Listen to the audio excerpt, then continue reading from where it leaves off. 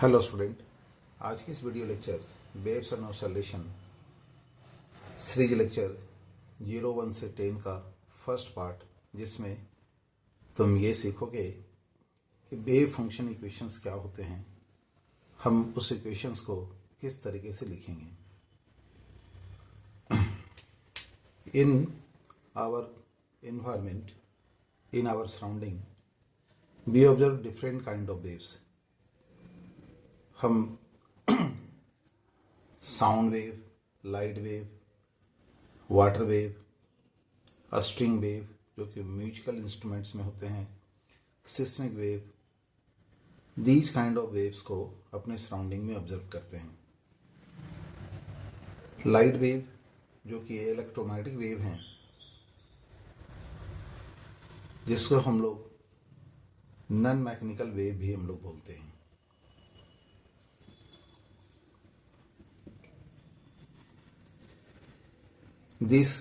For this wave propagation medium की जरूरत नहीं पड़ती है। There is no need of medium. जबकि बाकी other waves including sound wave, a string wave, seismic wave, water wave, ये सारे वेव्स में मीडियम का वाइटल रोल होते हैं। इस वेव को हम लोग मैकेनिकल वेव बोलते हैं। समटाइम्स इसको हम लोग इलास्टिक वेव भी बोलते हैं। मैकेनिकल वेव में जो मीडियम में जो पार्टिकल्स प्रेजेंट हैं,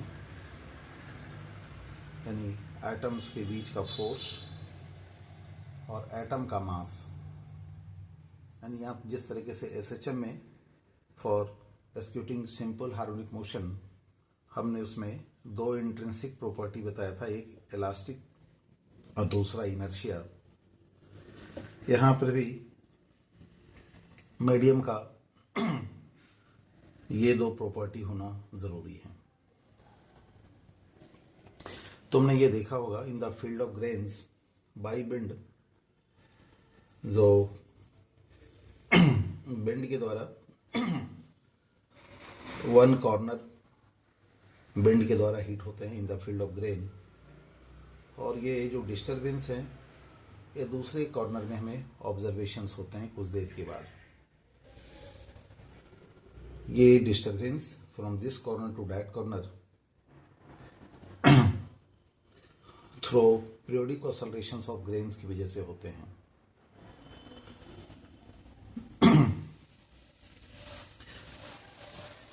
वेव्स को हम लोग एवब क्लासिफिकेशंस के साथ लॉन्गिट्यूडनल वेव और ट्रांसवर्स वेव में क्लासिफाइड करते हैं। Sound wave in air medium longitudinal wave के एग्जाम्पल होते हैं। जब हम डिस्टरबेंस जनरेट करते हैं तो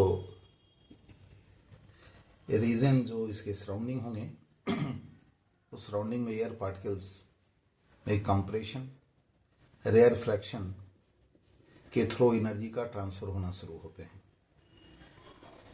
इस एनर्जी ट्रांसपोर्टेशन में पार्टिकल का वर्क मूवमेंट नहीं होते हैं, रेदर देन पार्टिकल अपने मेन पोजीशंस के about in direction of propagation of disturbance oscillate होता है। ऐसे वेव को हम लोग लॉन्गिट्यूडनल वेव बोलते हैं। लॉन्गिट्यूडनल वेव के प्रोपोगेशंस के लिए मीडियम में वर्क मॉडुलस ऑफ इलास्टिसिटी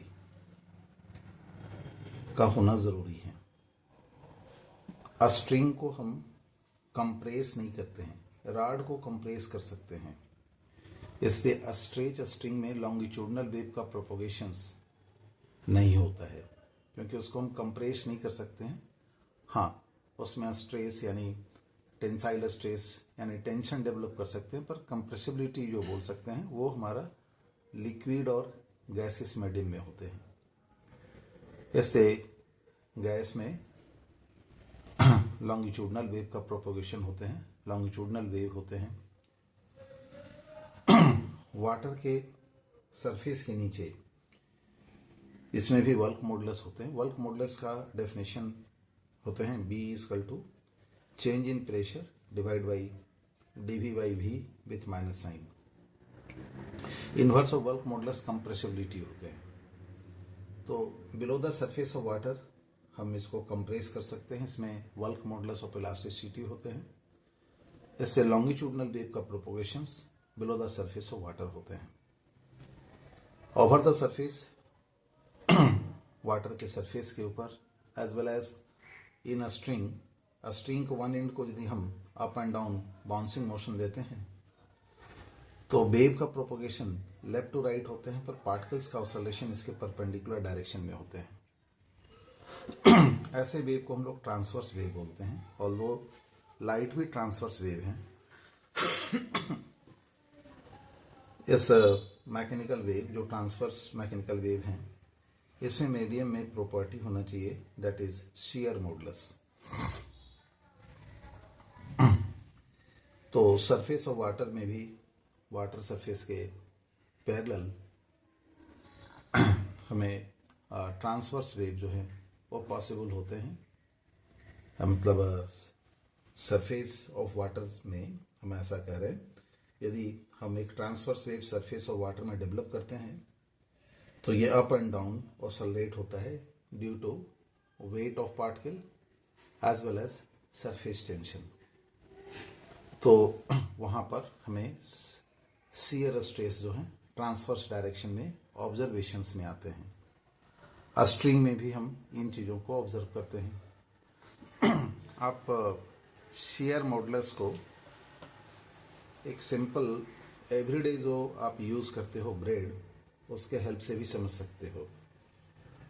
अब ये जो ब्रेड आप यूज़ करते हैं, मान लो 1 पीस आपने ब्रेड लिया, फिर दूसरा पीस ऑफ ब्रेड लिए, पर इस ब्रेड को हम अपने एक्सपेरिमेंट में यूज़ कर रहे हैं। मान लो इसके बीच में आपने फेविकॉल पेस्ट कर दिया है, ब्रेड का ये यूनिट उठाएंगे तो फेविकॉल में जो मॉलिकुलर फोर्स हैं वो तो इसको उठाएगा, पर एमंग द ब्रेड मॉलिक्यूल्स उतनी बिहेवियर यानी पुल करने की, या बोल सकते हैं शियर मॉडुलस नहीं होंगे, और ये एनर्जी को दूसरे तरफ पे इम्पार्ट नहीं कर पाएगा। यानी यहाँ पर ट्रांसवर्स वेव का प्रोपोगेशंस जो है वो सीज हो जाएंगे, यानी ये नहीं हो पाएंगे।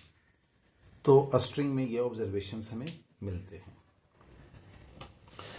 तो हमने आपको जो अभी तक बताया उससे आपने ये सीखा कि लॉन्गिट्यूडनल वेव के लिए मीडियम में क्या होना चाहिए student, work modulus of elasticity, और ट्रांसवर्स वेव के लिए मीडियम में क्या होना चाहिए, shear modulus of elasticity. Light obviously non mechanical wave है, पर हम उसको ट्रांसवर्स वेव भी बोलते हैं। डायरेक्शन ऑफ प्रोपोगेशन, सपोज हम राइटवर्ड डायरेक्शन एक्स एक्सिस में हम एक प्रोपोगेशन डायरेक्शन ऑफ लाइट को रिप्रेजेंट कर रहे हैं, जिसकी वेलोसिटी c से रिप्रेजेंट करते हैं। ये बाई एक्सिस और ये जेड एक्सिस हैं। तो इसमें इलेक्ट्रिक कंपोनेंट और मैग्नेटिक कंपोनेंट ये दोनों परपेंडिकुलर होते हैं। यहाँ पर स्टूडेंट एक बात क्लियर करना होगा, जो कि आगे जाकर इलेक्ट्रोमैग्नेटिक वेव 12th वाले चैप्टर में पढ़ेंगे, पर बेसिक सभी बच्चों को तो आते होंगे। ऐसे चार्ज रेस्ट में होते हैं, चार्ज मतलब इलेक्ट्रॉन। तो इनबिल्ट इसकी प्रॉपर्टी क्या है, इसके सराउंडिंग में जो फील्ड होंगे वो इलेक्ट्रिक फील्ड होंगे, लेकिन उस फील्ड को हम लोग स्टैटिक फील्ड बोलते हैं। यानी किसी प्लेस पर यदि ये चार्ज हैं तो यहाँ पर जो फील्ड होंगे वो टाइम के साथ वेरी नहीं करेगा। यदि ये चार्ज रेस्ट में है और इस पॉइंट पर हम इसके फील्ड का ऑब्जर्वेशन ले रखे हैं, तो it is not varying with time. Similarly यदि चार्ज यूनिफॉर्मली मूव करता है तो in addition with this electric field इस सराउंडिंग रीजन में एक और फील्ड प्रोड्यूस होते हैं जो मैग्नेटिक फील्ड होते हैं, in addition with this electric field. चूँकि चार्ज यहाँ यूनिफॉर्मली मूव कर रहे हैं, तो जो प्रोड्यूस मैग्नेटिक फील्ड होंगे वो भी किसी प्लेस पर टाइम के साथ वेरी नहीं करेंगे, यानी वो भी हमारा कांस्टेंट होगा। तो ऐसे फील्ड को हम static electric field, static magnetic field बोलते हैं। पर वही इलेक्ट्रॉन यदि एक्सेलरेट होता है, एक्सेलरेट, एक्सेलरेशंस, रिटार्डेशंस, सर्कुलेशंस ऑसलेशंस, मैंने कई एक टर्म एक ही साथ यूज कर लिया, एसलरेट होना, रिटार्डेशन होना, सर्कुलेशन होना या ऑसलेशन होना, ये सारे में हम ये एक कॉमन चीज़ें ऑब्जर्व करते हैं कि वेलोसिटी जो है वो हमारा कांस्टेंट नहीं है। तो ऐसे सिचुएशंस में ये time varying electric field, what I am saying, time varying electric field, यानी इलेक्ट्रिक फील्ड किसी पॉइंट पर टाइम के साथ चेंज होंगे, ये हमारा फंक्शन ऑफ टाइम होंगे। और ये इलेक्ट्रोमैग्नेटिक वेव थ्योरी हमें ये बताता है कि यदि टाइम वेरिंग इलेक्ट्रिक फील्ड होंगे due to acceleration of charge, तो इमिडिएटली जो है साइमल्टेनियसली बोल सकते हैं ये time varying magnetic field produce करता है। और उसी चीज को यहाँ डायग्राम में दिखा रहे हैं कि this is direction of electric field जो टाइम के साथ वेरी कर रहे हैं, and this is direction of magnetic field, ये भी टाइम के साथ वेरी कर रहे हैं। फर्दर ये टाइम वेरिंग मैग्नेटिक फील्ड अपने प्रॉपर्टी की वजह से, बिहेवियर की वजह से ये time varying electric field produce करते हैं। इस तरीके से ये दिस वन जो इसके परपेंडिकुलर डायरेक्शन में, तो इलेक्ट्रिक मैग्नेटिक कंपोनेंट जो प्रोपोगेशन डायरेक्शन का परपेंडिकुलर है, और इस प्रोपोगेशन के लिए मीडियम की जरूरत नहीं है, क्योंकि ये इलेक्ट्रिक फील्ड मैग्नेटिक फील्ड जो time varying coupled magnetic field है, इसमें मीडियम की जरूरत नहीं है।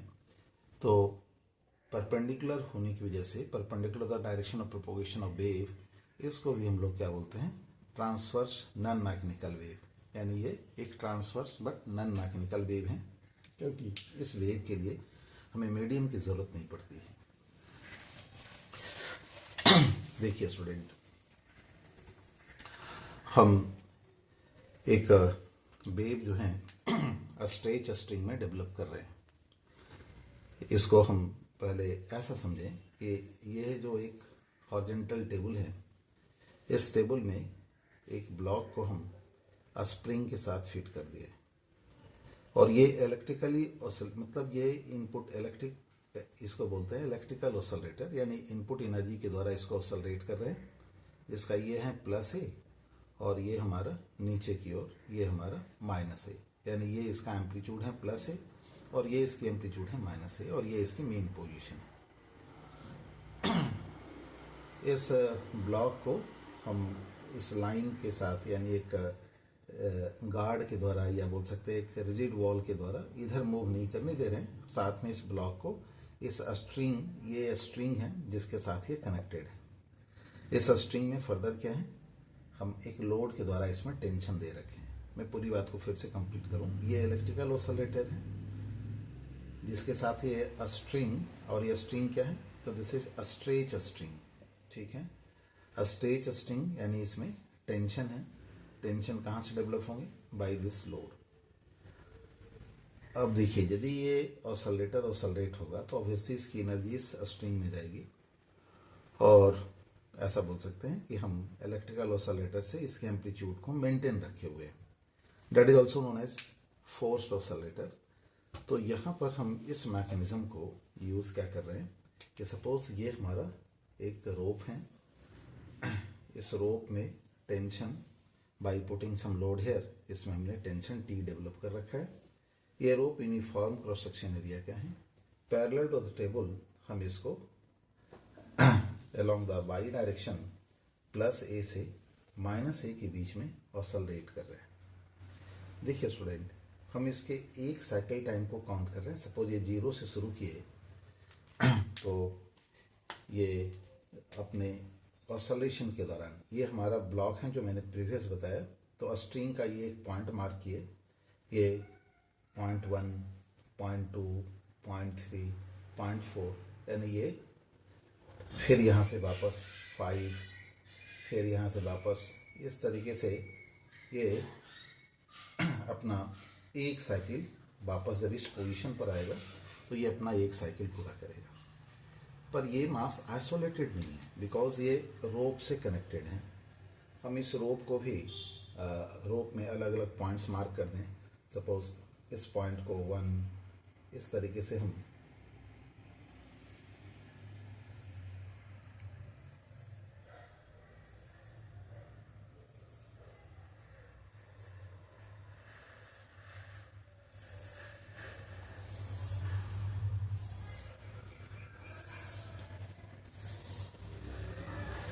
देखिए स्टूडेंट, हमने इस रोप को छोटे छोटे डिवीजन में डिवाइड कर दिया है। सपोज इसको भी हम नंबरिंग कर दें 1 2 3 4 5 6 7 13 14 15 16। अब आप यहाँ पर ऑब्जर्व करिए स्टूडेंट, यदि हम इस रोप के इस एंड को पोजीशन 1 पर ले जाएंगे तो एट द सेम टाइम रोप का जो सेगमेंट 1 है वो अबाउट टू राइज होगा, यानी ये हमें ऐसा ऑब्जर्वेशन होंगे। जब ये पोजीशन 2 पर आएगा तो रोप का ये एंड अबाउट टू राइज होंगे, और जब ये 3 पर आएगा तो ये हमें ये स्ट्रिंग का रोप का ये एंड हमें अबाउट टू राइज होंगे। फिर इस तरीके से जब ये 4 पर आएगा तो रोप का ये एंड अबाउट टू राइज होंगे। तो फिर वापस ये नीचे आएगा, यानी हाफ साइकिल पूरा करेगा तो ये जो 4 नंबर पॉइंट है वो अपने टॉप पर होगा, और इस तरीके से डिस्टर्बेंस जो है वो 8 नंबर पॉइंट तक पहुंच जाएगा। तो हम उस इंस्टेंट पर रोप का शेप देखेंगे तो हमें इसका शेप कुछ इस फॉर्म में ऑब्जर्वेशंस आएंगे, यानी ये after completion of half cycle, यानी जब ये 4 से वापस नीचे 8 नंबर पॉइंट पर आ रहा है तो डिस्टर्बेंस रोप में आगे की ओर बढ़ रहा है। सिमिलरली अब ये यदि नीचे आता है 9 नंबर पॉइंट में तो ये पॉइंट 4 नंबर पॉइंट टॉप पर है, यानी ये डिस्टर्बेंस राइट साइड शिफ्ट हो रहा है। अब ये 9 number point about to rise है। शेप ऑफ द रोप हमें ऐसा ऑब्जर्वेशंस में आएंगे, this is look like this, यानी ये इस वे में राइट साइड डिस्टर्बेंस आगे बढ़ने से पार्टिकल्स जो रोप में है वो अपने प्रेडिसेसर पार्टिकल का मोशन को रिपीट कर रहा है और अगले वाले पार्टिकल को वो हैंडेड ओवर कर रहा है। जब ये हमारा बॉटम यानी अपने पूरे साइकिल का 3/4 पार्ट पूरा करेगा तो ये जो 0.4 था वो बॉटम में आएगा, 0.8 टॉप पर होगा और 12 नंबर पॉइंट अबाउट टू ये राइज होगा, यानी हमें शेप ऑफ द रोप उस इंस्टेंट पर कुछ ऐसा ऑब्जर्वेशंस में आएंगे।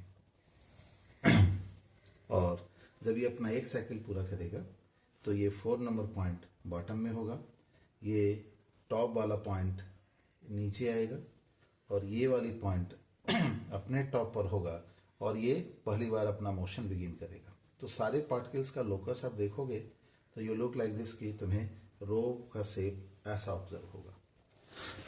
क्योंकि हम यहाँ पर जो वेव डेवलप कर रहे हैं पार्टिकल 0 में एक साइनसॉइडल वेव है, तो हमें shape of the wave after completion of 1 cycle ऐसा ऑब्जर्व हो रहा है। देखिए स्टूडेंट, जब ये अपना एक साइकिल पूरा करता है तो इसको हम लोग टी से रिप्रेजेंट करते हैं, यानी इसका एक टाइम पीरियड हुआ, और इस 1 टाइम पीरियड में 0 जो पार्टिकल हैं वापस अगले साइकिल पूरा करने के लिए रेडी हुए, लेकिन ये 16 नंबर पार्टिकल जस्ट अपने मोशन को बिगिन करने जा रहा है। देखिए उस पोजीशन पर 8 नंबर पार्टिकल भी नीचे हैं, मीन पर हैं, पर ये हमारा ऊपर ना जाकर ये नीचे आएगा। तो यानी 0 और 16 को हम मीन पोजीशन पर देख रहे हैं अलॉन्ग विथ 8 भी, लेकिन 8 का जो मूवमेंट है ऑनवर्ड वो नीचे होंगे, जबकि 0 और 16 ऊपर की ओर होंगे, यानी नियरेस्ट 2 पॉइंट्स जो सेम फेज में होते हैं उस डिस्टेंस को हम लोग 1 वेवलेंथ बोलते हैं। तो जो डिस्टर्बेंस है 0 से 16 नंबर पॉइंट पर पहुंच रहा है, जब ये 0 नंबर पार्टिकल अपना एक साइकिल पूरा करता है जिसके टाइम पीरियड टी है, तो यदि हम इस टी को वेव के प्रोपोगेशन स्पीड से मल्टीप्लाई कर दें तो ये हमें 1 वेवलेंथ का डेफिनेशन कहलाएगा। देखिए जो वेव है मीन्स जो डिस्टर्बेंस है उसके स्पीड को v से रिप्रेजेंट करते हैं, चाहे वो हमारा लाइट वेव हो या मैकेनिकल वेव हो। इन एवरी वेव जो होते हैं ये याद रखिएगा, ये जो t है यहाँ पर हम इस v को क्या ले सकते हैं, लैम्डा बाई टी, यानी 1/t फ्रीक्वेंसी होते हैं इनटू लैम्डा। यानी ये फार्मूला हम भले ये स्ट्रिंग वेव को लेकर डेरिवेशन किए हैं, पर दिस फार्मूला जो है एवरी काइंड ऑफ वेव में ऑब्जर्वेशंस में आते हैं।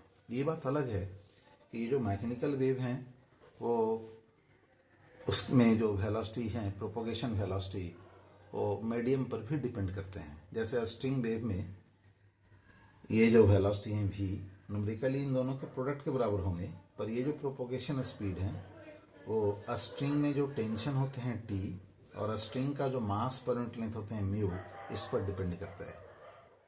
तो हम यहाँ पर क्या सीखे, ये टी और म्यू कहलाते हैं मास पर यूनिट लेंथ।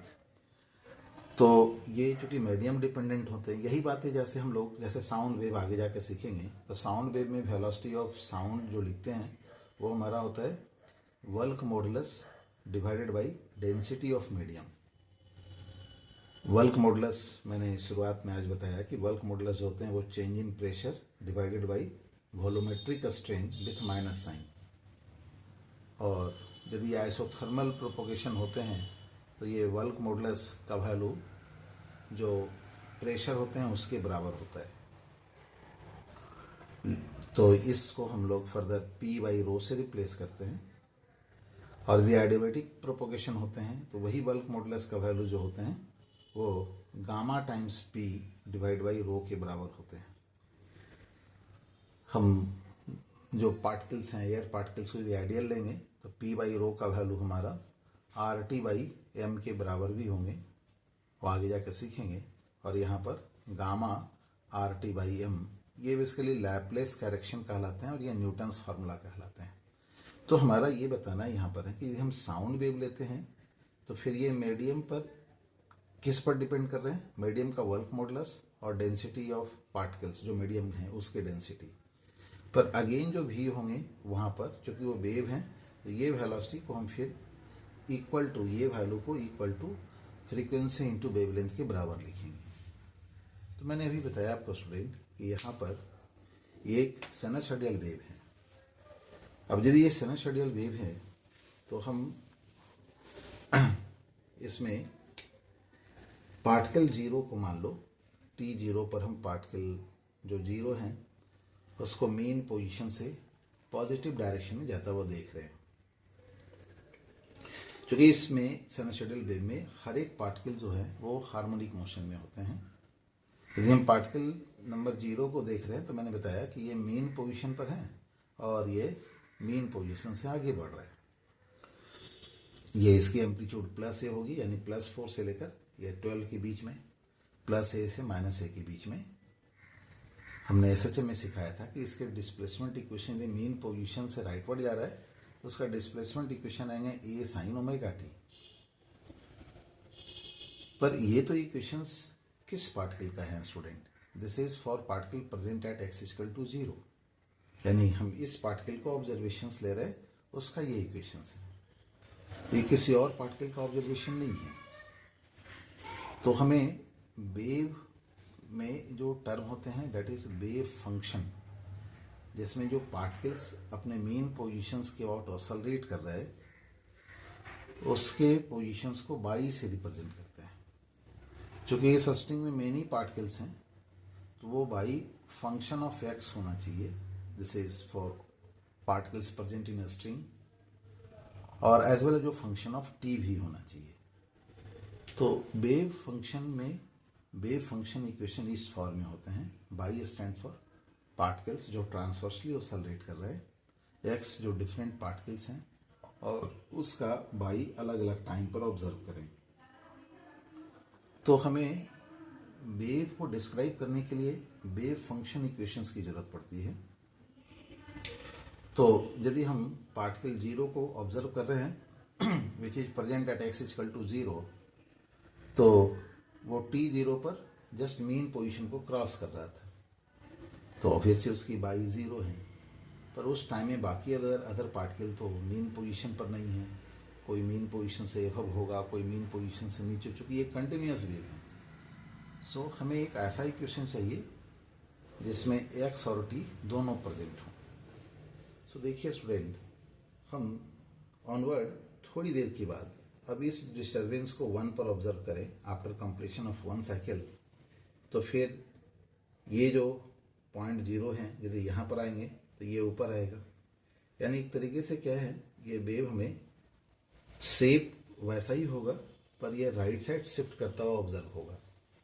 पहले हमें जो 0 और 16 के बीच में ऑब्जर्वेशंस था, अब वही ऑब्जर्वेशंस 1 और 17 के बीच में हो रहे हैं। यानी अभी जो ये मेन पोजीशन पर है, t second after particle number 1 जो यहाँ से सपोज x डिस्टेंस पर है, ये भी हमारा मेन पोजीशन से एवब जा रहा है। तो हम वेव फंक्शन इक्वेशंस को लिखने के लिए फर्स्ट स्टेप किसी एक पार्टिकल को कंसंट्रेट करते हैं, यानी ये हमें ऑब्जर्वेशंस लेना पड़ता है या क्वेश्चन में दिया रहता है कि write down wave functions if it is given at t equal to 0 particle present at x equal to 0 crosses their mean positions and moving in upward direction. ये थोड़ी बढ़िया स्टेटमेंट हो गई। सिंपल शब्दों में ये बोले कि t0 पर कोई एक पार्टिकल जो x बराबर 0 पर है वो मीन पोजीशन से एवब जा रहा है। तो आप उस वक्त सिर्फ 0 को देख रहे हैं, लेकिन आप आगे के पार्टिकल कहाँ कहाँ पर होगा वो भी बता रहे हैं। यदि आप 0 के बारे में किसी इंस्टेंट पर बता रहे हैं, इसका मतलब उस इंस्टेंट पर बाकी ऑल पार्टिकल रोप में कहाँ पर होगा वो भी आप बता सकते हैं। यानी कंसेक्यूटिव पार्टिकल्स के बीच में जो फेज होते हैं वो हमेशा कांस्टेंट होते हैं, है ना। तो इसका मतलब ये हुआ कि t सेकेंड आफ्टर पार्टिकल 1 भी उसी कंडीशन में, पर वो आफ्टर t सेकेंड है ना। t सेकेंड आफ्टर जब ये पार्टिकल 1 भी मीन पोजीशन पर था तो 0 नंबर पार्टिकल मीन पर नहीं है, वो तो एवब चला गया। यानी प्रेजेंट टाइम में जो स्टेटस 1 का है 0 1 पर है, इस पॉइंट पर है, एवब है। इसका मतलब है यदि हम इस पार्टिकल यानी वेव फंक्शंस को x बराबर 0 पार्टिकल को देखकर लिख रहे हैं और ये इक्वेशन लिख रहे हैं, तो this is only for particle present at x equal to 0, क्योंकि इसमें तो x और कहीं हमें दिख ही नहीं रहा है।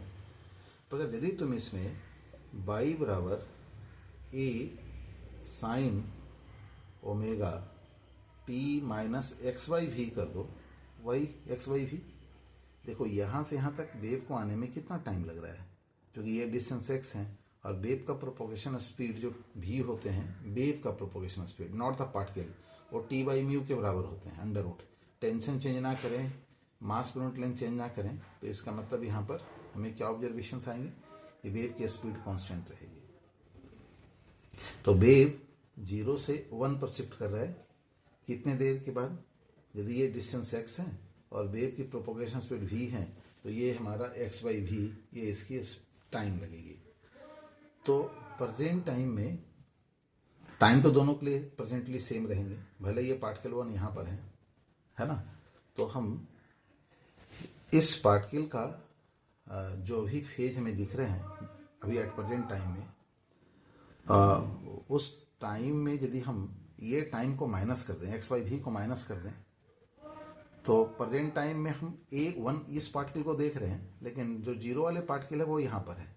तो प्रेजेंट टाइम में यदि हम ये टाइम को माइनस करें तो ये तो बैक अपने पुराने पोजीशन में आ जाएगा। इसका मतलब ये है कि हम अब जो ये इक्वेशंस लिखे हैं, this is now wave function equations.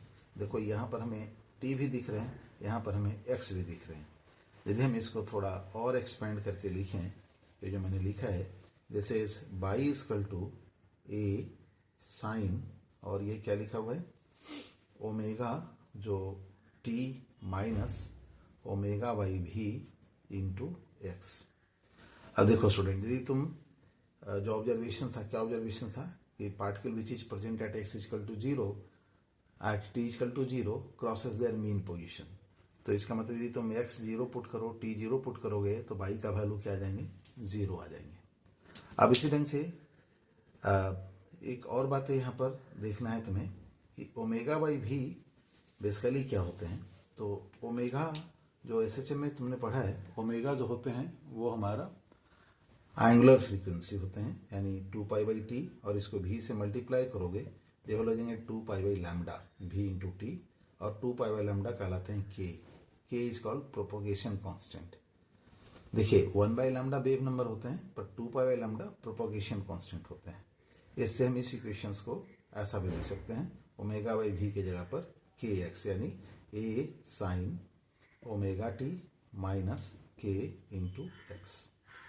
अच्छा, जैसे देखिए स्टूडेंट, अब आपको ये बोला जाए कि write down wave function equation by observing particle present at x equal to 0, means तो ये particle it is at a distance of a by 2 and moving in upward direction. यानी आप जिस वक्त वेव लिख रहे हैं, ऑल अराउंड वेव का शेप हमें अब ऐसा दिख रहा है, यानी आप इसको देख कर लिखना चाह रहे हैं। तो ये मीन पोजीशन से a/2 डिस्टेंस पर है, तो कोई भी बच्चे लिख सकते हैं SHM के इक्वेशन के हिसाब से a साइन ओमेगा टी, है ना, a साइन ये वैल्यू ओमेगा टी अब प्लस फाई का मतलब ये हो गया, यहाँ पर मैंने जैसा बताया t0 पर ये a/2 डिस्टेंस पॉजिटिव डायरेक्शन में है, तो यदि t0 पुट करेंगे तो बाई का वैल्यू a/2 होना चाहिए। तो साइन हाफ जो होते हैं वो 30 डिग्री के लिए, तो ये हमारा इक्वेशन आएगा। लेकिन फिर आप देखो t0 पुट करोगे तो y equal to a sine और 30 डिग्री यानी a/2। तो क्या इसमें सारे पार्टिकल्स a/2 डिस्टेंस पर हैं? तो योर आंसर इज नो। तो फिर ये वेव फंक्शन नहीं हो गए। तो इसका मतलब अब हमें वेव फंक्शंस जो इक्वेशंस लिखना है, एक ऐसे इक्वेशन लिखना है जिसमें हमें ऑल पार्टिकल्स का ऑब्जर्वेशन उस इक्वेशन से हो सके एक पर्टिकुलर टाइम पर, ऑल पार्टिकल का एज वेल एज एक पर्टिकुलर पार्टिकल को हम ऑल टाइम पर ऑब्जर्व कर सकें। तो यहाँ तो एक पर्टिकुलर पार्टिकल का हुआ। तो देखो जो फेज अभी हमें 2 का दिख रहा है, ये भी यहाँ पर 0 नंबर पार्टिकल 2 पर देखो, यहाँ से ऐसा, ये मान लो कोई एक पार्टिकल है जो भी ऑरिजिन पर है, यहाँ पर है, यहाँ से x डिस्टेंस पर, ये भी तो हमारा सेम हाइट पर जाएगा, जो कि प्रीवियसली ये भी इसी पोजीशन पर था, मीन पोजीशन पर था। तो यहाँ से आगे बढ़कर हम एक पॉइंट ढूंढते हैं जो इस लाइन पर प्रेजेंट हो, मान लो वो यहाँ से x डिस्टेंस पर है। तो उस पोजीशन यानी उस पार्टिकल पर डिस्टर्बेंस को पहुंचने में कितना टाइम लगेगा, क्योंकि वेव तो भी वेलोसिटी से जा रहे हैं। तो इसका मतलब है कि प्रेजेंट टाइम में भले ये पार्टिकल को ऑब्जर्व यहाँ पर कर रहे हैं, लेकिन हम t सेकेंड आफ्टर देखें तो हमें ये पार्टिकल मिल रहा है। तो इसके t सेकेंड आफ्टर में यानी अभी जो प्रेजेंट टाइम हम जो बातें किए, वो इक्वेशंस का इंफॉर्मेशन ये था कि write down wave function equation by observing a particle present at x equal to 0, जो पार्टिकल x बराबर 0 पर है, it is at a height of a/2, यानी a/2 है, उसका बाई a/2 है, उसको देखते हुए इक्वेशंस को लिखिए। तो मैंने कहा ये इक्वेशंस हैं, लेकिन this is for particle x equal to 0, this is not for all other particle. इससे तुम क्या कर रहे हो, यहाँ से आगे बढ़कर एक ऐसे पॉइंट को ढूंढ रहे हो जो अभी उस वक्त इस मीन लाइन पर है। तो हमें ये पॉइंट मिला, तो ये पॉइंट तक वेव को आने में कितना टाइम लगा, तो ये टाइम लगा x/v। अब इस टाइम में ये पार्टिकल कहाँ चला जाएगा, ऑब्वियसली एबव जाएगा। अब यदि इसको यहाँ देखोगे, यानी ये पार्टिकल यहाँ पर देख रहे हैं और ये पार्टिकल यहाँ पर है, मैं थोड़ा गलत बोल दिया। अब t सेकेंड आफ्टर देख रहे हो, ये नहीं, सेम फेज में हमें कौन सा पार्टिकल दिख रहा है, जो अभी ये 2 नंबर पार्टिकल दिख रहा है a/2 डिस्टेंस पर, वो यहाँ से x डिस्टेंस पर ये भी पार्टिकल हमें सेम फेज में दिख रहा है, सेम हाइट पर दिख रहा है। तो हम यदि इस पार्टिकल को फोकस करें जहाँ पर डिस्टर्बेंस को आने में x/v टाइम लगा है, तो प्रेजेंट टाइम से x/v टाइम पहले ये भी तो इसी फेज में है, क्योंकि जब ये डिस्टर्बेंस यहाँ आएगा तो ये तो ऊपर चला जाएगा। इसका मतलब है कि हम इस इक्वेशंस में यदि क्या रिप्लेस कर दें, a साइन ओमेगा t के जगह पर t माइनस x/v, और नेक्स्ट बाकी सारे पार्ट्स एज इट इज रहने दें, ये हमारा ओमेगा टी के जगह पर, और ये वैल्यू हो गए π/6। तो देखिए अब आपका ये इन्वॉल्वमेंट क्या हो गया, a sine omega t minus जैसा हमें होता है ω/v kx होते हैं, और प्लस π/6। अब आप चेक करके देखिए आपका इन्फॉर्मेशन क्या था कि write on wave function equation by observing a particle present at x equal to 0, it is at t0 पर, ये कहाँ पर है, तो a/2 डिस्टेंस पर। तो ऐसा हो रहा है। अब मान लीजिए आपको यहाँ पर ये रहता कि write down wave function equation by observing a particle present eight a distance, मान लो एक कोई पार्टिकल को ऑब्जर्व कर रहे हो जो यहाँ से x0 डिस्टेंस पर है और वो t0 पर a/2 डिस्टेंस पर है। तो अभी से ये तो x बराबर 0 के लिए है, लेकिन आपसे बोला जा रहा है x बराबर x0 को ऑब्जर्व करते हुए लिखने के लिए। तो अब आप क्या करोगे, बाकी इन्फॉर्मेशन वही है, मैं फिर से यहाँ पर लिखूँ, ये वेव राइट साइड जा रहे हैं, x बराबर x0 को ऑब्जर्व करते हुए, वो t0 पर कहाँ पर है, ये पार्टिकल जो x बराबर x0 पर है वो y बराबर a/2 डिस्टेंस पर है and moving in upward direction. इसका मतलब ये हुआ कि ये जो इक्वेशन लिखा गया, this is observing by particle which is present at x बराबर 0।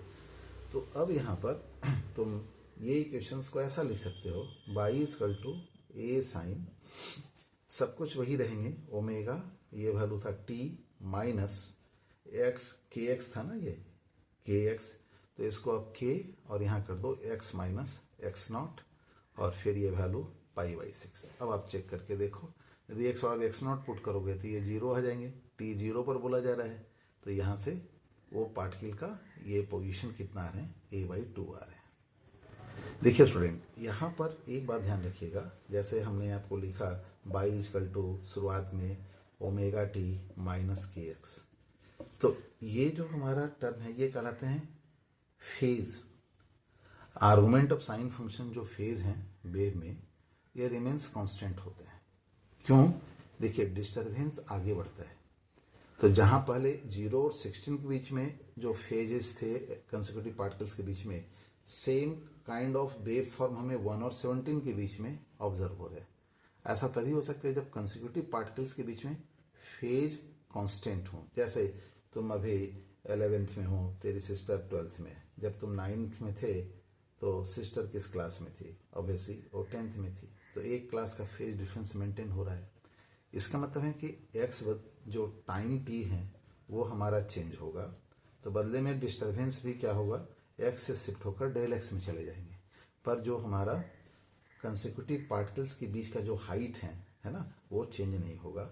इसका मतलब ये जो है आर्गुमेंट ऑफ साइन फंक्शन जो फेज को रिप्रेजेंट करता है वो रिमेन्स कांस्टेंट होंगे, और इसको डिफ्रेंशिएट करोगे तो omega t minus k x equal to constant omega t के टर्म में डिफ्रेंशिएट करो तो ये वैल्यू आएंगे d x by d t equal to 0। तो d x by d t जो है ये हमारा ओमेगा बाई के यानी भी का मतलब पार्टिकल के वेलोसिटी को बताता है। क्योंकि ये पॉजिटिव आ रहे हैं यानी वेव राइट साइड जा रहा है। देखिए स्टूडेंट, यदि वेव लेफ्ट की ओर प्रोपोगेट करता तो ये जो आप माइनस दे रहे हैं वो वैल्यू प्लस से रिप्लेस हो जाता है।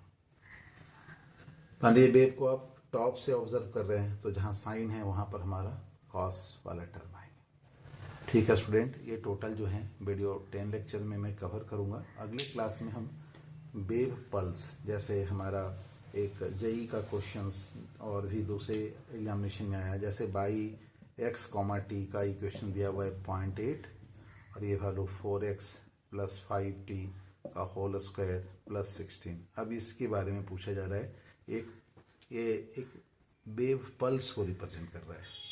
पल्स जो होते हैं वह स्पाइटली लोकलाइज्ड होते हैं, तो हम लोग इसके बारे में सीखेंगे। फिर हम अगले क्लास में सीखेंगे पार्टिकल वेलोसिटी और वेव वेलोसिटी के बीच में रिलेशन और उसके अकॉर्डिंग इक्वेशन लिखना।